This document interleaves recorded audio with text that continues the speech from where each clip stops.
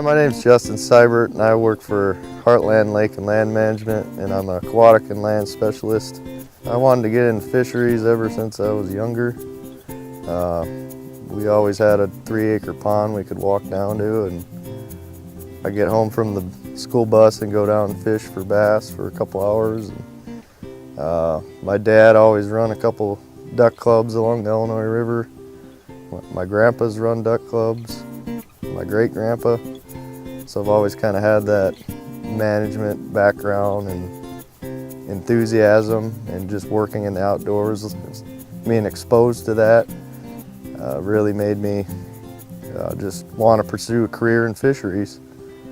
With my experience, I like helping people out and letting them understand, you know, this is how you do it, and it does work because I've seen it. I've lived in multiple places throughout the U.S., and animals and fish, they relate to quality habitat. We'll provide a fishery survey, and that includes us coming out to your lake with an electrofishing boat that generates electrical current throughout the water, and it temporarily stuns the fish that are in the lake, and then they float up to the top, and then we have a couple people in the front of the boat that scoop them up with dip nets and put them in a live well in order to see kind of what the fish population is made up of. Once we collected the fish, we will measure and weigh them, and what that does is it gives you an idea what your fish population structure is. It does not harm the fish. They're temporarily stunned and they come back to. There's a lot of information we can collect from Electrofishing Survey. You can tell what the size structure is of different species. If these species are in good health, you can also tell if the species have good growth.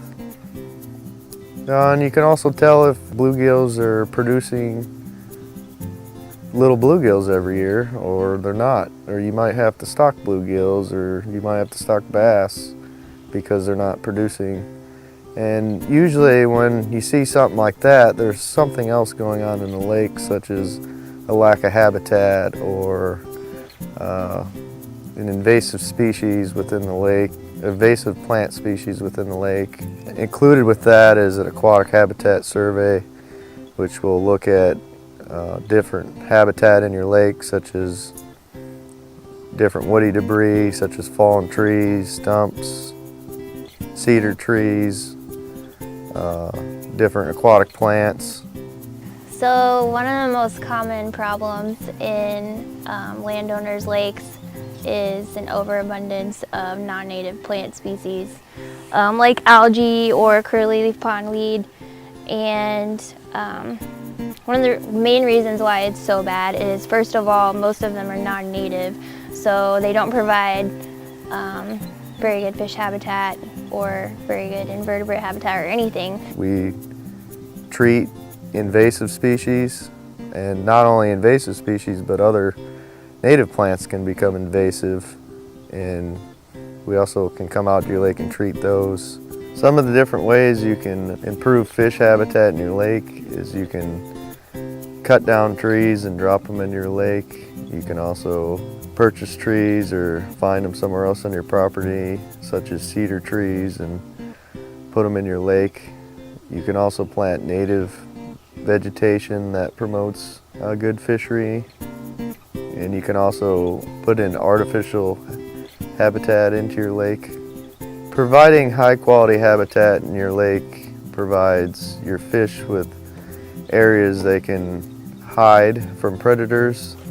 Not only provides that cover for young of the year fish species and adult fish species, it also provides cover for your frog species, your invertebrates. And this is important because invertebrates provide food for your prey species, such as bluegill. So if you're looking to significantly improve the habitat quality and value on your land for hunting and fishing, seriously consider Heartland Lake and Land Management. And remember, habitat matters.